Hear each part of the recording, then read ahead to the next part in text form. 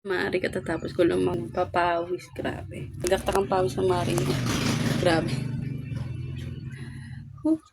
Bawas-bawas ng ating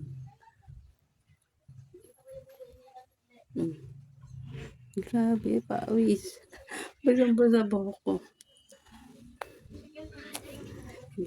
Ngayon na lang ulit nakapagpapawis ng ganito. Hindi yung pawis na isa sa init ng panahon, kundi dahil pag-exercise. Ngayon na lang ulit nakapag-exercise ang Mario. Pawis na pawis. Yan, pahinga tayo para mamaya makaligo. Yan, after 30 minutes na pagpapawis, inom muna tayong tubig mga Mari. Grabe, nakakauhaw.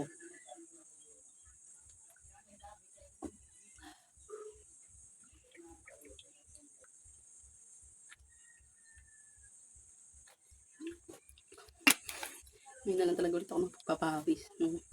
Hindi dahil sa intang panahon ha, kung hindi dahil sa ipag-exercise. Nakakamiss din. Ay, kapagod. Siya pa.